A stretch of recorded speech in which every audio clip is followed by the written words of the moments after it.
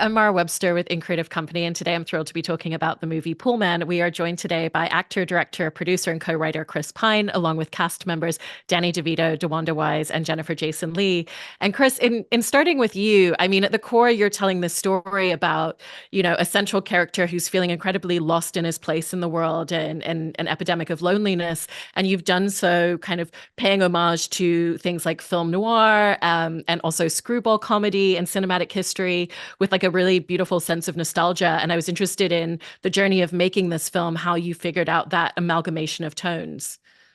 I have no idea. This is the one thing in my entire life where I tried to go, I call it just like following the giggle. I just followed with whatever felt nice in my body. I tend to be very analytical, and certainly there was a big part of this process that was about structure and story and all that. But ultimately, what won the day was if it felt good and made me smile, then I was into it. I had a name, Darren Barrenman. I had an occupation, Poolman, and those were the two things that began to carom in my brain for 2 years. And then this thing started coming out about how these people spoke. And I remember really enjoying the movie Brick and what that kind of sense of heightened language in a modern setting. I loved the idea of having an innocent embroiled in a noir, which is all about subtext, with a man who's a complete literalist who has an incapability of understanding. Like one of my favorite scenes is when Darren's on the date with June, and all she's doing is flirting her face off, and he cannot understand what is happening at all. I thought that was very fun. And I really ultimately did finally find myself making this story about a man that has these meditations and finds out this really sad part about his past. But I just found it, I thought, well, could you match that with like a screwball comedy and then have moments of like weird Terrence Malick, like God peeking through? So like there's a moment where Annette Bening has a monologue that seemingly literally comes out of left field and is a part of a completely different film, which really ultimately is maybe the fundamental theme of the entire film. And then we're back to this absurd racetrack, I guess you could call it a surveillance sequence, just because I thought it was really, I don't know, neat. So that's kind of it, really. I love that description about, just kind of using your gut instinct of what you felt passionate and drawn towards, because Danny, in coming over to you, it kind of feels like that's who your character is a lot. Yes. We see him turn down the idea of directing a sitcom because he needs to make this documentary and he needs to kind of follow Darren and everything that he's doing. And so when you were creating this character, how did you find those touch points about what really lights him up and connects him to the world around himself? Well, I felt that when I read the script, I knew that there was a guy with passion who wrote it, and a guy who was after something, and that's basically what you're talking about with Jack going after something, not settling at that moment in the movie.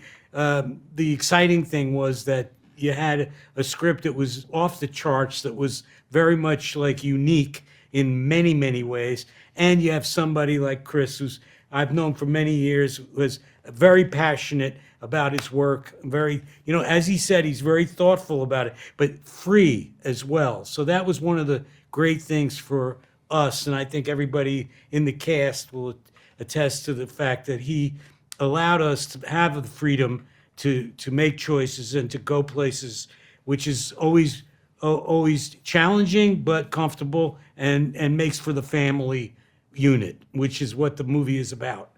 Peeling away the onion, searching for something, dog after a bone, going through the jungle, winding up finding out that what you're looking for is right here inside of you, which is like kind of a cool thing. Absolutely. And DeWanda, in talking about your character and your performance, she's kind of very much coming onto screen as this femme fatale. And I love the fact that you actually studied film noir and even screwball comedy back in college. And so how did that previous study inform the way that you were thinking about the specificity of your performance with that genre element in mind? I think, the thing about working with Chris as a director is there's sometimes you're working with actors and they have like they're just like, I don't want to know anything technical.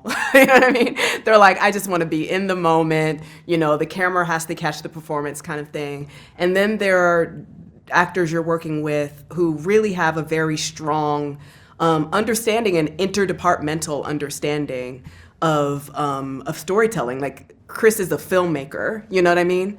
And so in that respect, the thing about film noir is you can't just be concerned with character. You have to also be, mindful of like the style and how things are being captured in certain angles. And, and all of that was honestly just kind of a trust fall as an actor, and just like really just, trusting his vision. And, for me, his direction was actually quite incisive. Like I hadn't been directed to that extent, like probably ever, to be honest. And I really relished it, and it just felt really great to be a part of something where the vision of it was, unilateral, but still had, exactly as Danny described, this element of play and discovery, and like, oh, it could be this, or maybe it could be that, let's explore and see.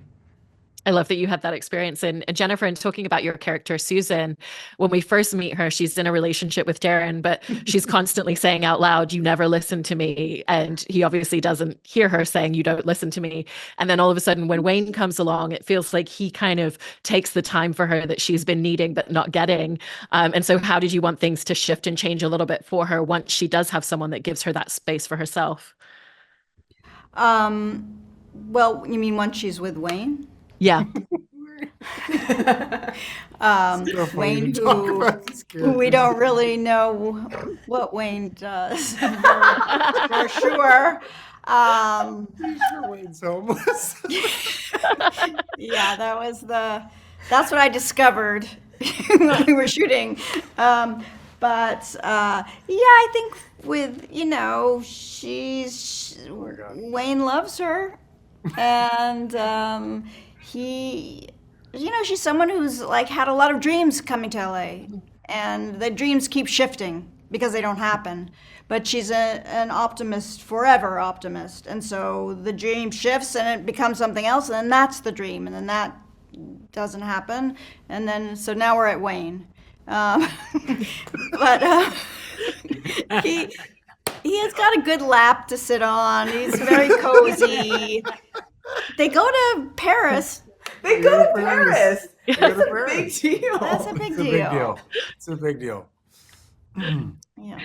And Chris, in talking about your directing style in this, particularly with what DeWanda was talking about in terms of just the technicality of some of the elements where you're playing around with film noir, how did you set about figuring out the visual language and how you wanted to use the camera to kind of play in those genres as well? Well, I do want to say I'm laughing only in, like to hear.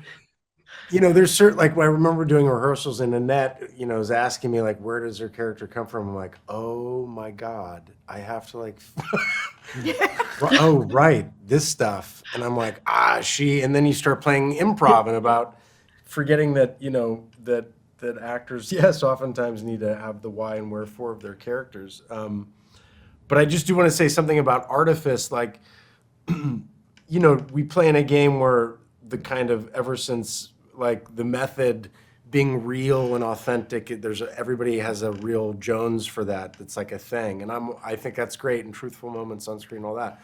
I think there's something to artifice. Like I like playing in a field where it's bigger. Things are just not. There's also a method of acting that is performative. So there's styles in this that are all clashing. Like the moment with me and Susan in bed in the beginning is very real, but then there are moments like when I find out that she's having an affair maybe with a homeless man that are absolutely ridiculous, and they're much broader, and I wanted to see like how you could stretch and fold all of those kinds of acting styles into one thing, and to see if it could, like a slinky, if it could like hold all of it. And in terms of the visual style, my idea was very plainly just not to get too involved with I just wanted to let the actors and the acting and the mise en scène kind of speak for itself. And a lot of it had to do with colors in the beginning to feel like a Kodachrome or a Technicolor that had been stripped by the sun. And then once we watch Darren and his family watch Chinatown, we go into this dreamlike state where the Bijou Blanche apartment complex is all awash in deep, dark Gordon Willis shadows. And yeah, there's a lot of, stuff from the visual language of cinema history that I guess I pulled from, but it was really mostly that this kind of static dioramic world that you see up top with these people that are wanting to be in a story, the meta aspect of wanting to be in a story of excitement and to be the heroes of their own journey, then the camera becomes fun and starts moving once we get into that dreamlike noir stuff. But then you throw it all out and you're like, oh my God, I can't shoot there. We're shooting at a fucking racetrack tomorrow. How are you going to shoot the racetrack? You're like, okay. So, and you only have 4 hours and $3. That was a lot of it, frankly. Yeah. And for the rest of you, I mean, the story kind of feels set in the present, but also in the past at the same time, and even just down to some of the reference points of seeing like a CD Walkman and not seeing modern technology. And there's a real nostalgia to the way the story has been told. And so I was just interested in the experience of, playing these characters and building this world in a place that is in the present, but a very nostalgic version of it. Yeah, well, from my point of view, I liked the fact that I got to make an egg cream, which is like something that I have been doing for many, many, many years. So that I was very, very touched by that when I saw that was in. Was that in the original draft? Oh, it's always. Oh been yeah, in it's there. always Langer's been there. always been there. Yeah. No, I was talking about the egg cream. Was that? Yeah, like, the egg cream's always been there. Yeah, Don't worry good. about it. Okay, yeah. Yeah. I thought I made it up. Let's let the ladies talk. Come on. Yeah, okay. I was into the egg cream. I think also, something that I haven't talked about, I was always such a thrifty before thrift stores have been pillaged in the last several years by folks wearing stuff once on Instagram and TikTok. But like growing up, I had always been, relatively analog and really into, trying to wear my mother's clothing and from the 80s. And so yeah, just being able to, wear all those vintage dresses was just, you can't help but be in character, you know what I mean, with a cinched waist. Like you can't help yourself. You're like, well, let me get my posture together. You know what I mean? And for you, Jennifer? When you're reading the script, there are so many. I remember just trying to figure out when does this take place, because some of it feels, Aaron Brockovich. Okay, so it needs to be, somewhat current, but then there's the whole film noir aspect of it, and the Chinatown, and the references to the architecture, and there's not a cell phone anywhere. But then there's a book that Annette's reading that was published like 4 years ago. So it was really fun losing myself in it and feeling like I'm in a different time. Nope, it's happening right now. So all of that it's really fun to read and try and put it together. Honestly, I don't have like an answer for it other than I don't particularly find a lot of the modern stuff romantic. I don't find having a scene about a cell phone, I don't lose myself in that. So really the reasoning behind the present past now of it all is because I guess my smart answer is that everything is seen through the prism of Darren. Like this is as if Darren, the DIY, Darren made this film about him becoming the hero of his own journey. And Darren grew up in the 80s, and in the 80s, like all the cars basically stopped that we had on set in 1988.